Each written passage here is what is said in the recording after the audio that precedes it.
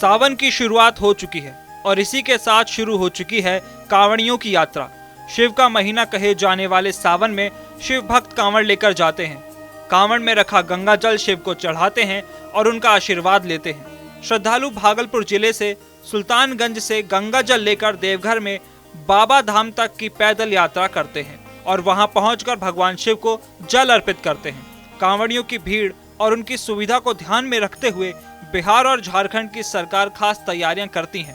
इसी क्रम में बिहार सरकार ने कांवड़ियों की सुविधा को ध्यान में रखते हुए कांवड़ यात्रा 2022 के नाम से एक मोबाइल ऐप लॉन्च किया है। इस मोबाइल ऐप पर कांवड़ियों के काम की भी सूचनाएं और जानकारी उपलब्ध रहेंगी। इस ऐप को अपने स्मार्टफोन में डाउनलोड करके कांवड़िए अपनी जरूरत की सभी जानकारी यहां से ले सकते हैं। 2 साल के बाद इस बार श्रद्धालु कांवड़ यात्रा करेंगे। पिछले 2 सालों से कोरोना की वजह से कांवड़ यात्रा नहीं हो रही थी। माना जा रहा है कि इस बार रिकॉर्ड संख्या में लोग कांवड़ यात्रा में शामिल होंगे। सरकार की कोशिश है कि उनकी यात्रा आराम से हो जाए और इस दौरान उन्हें कोई परेशानी ना हो।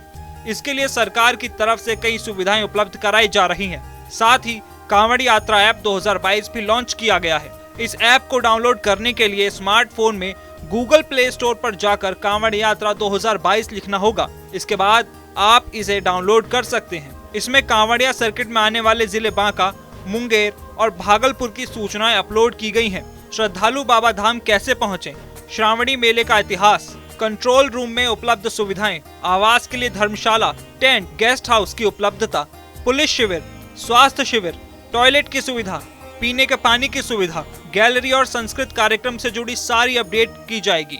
इसके अलावा जिला नियंत्रण कक्ष, पुलिस नियंत्रण कक्ष, अस्पताल, bus stand, fire station, traffic, railway station, आपदा, एम्बुलेंस, पार्किंग से जुड़ी जानकारी भी इस ऐप पर मिलेगी।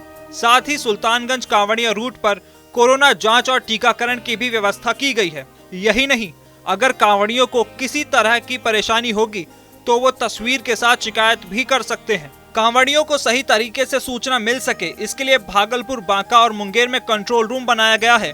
कंट्रोल रूम के लिंक पर क्लिक करते ही तीनों जिलों के नाम आएंगे। किसी भी जिले के लिंक पर क्लिक करके उस जिले से संबंधित सूचनाएं प्राप्त की जा सकती हैं।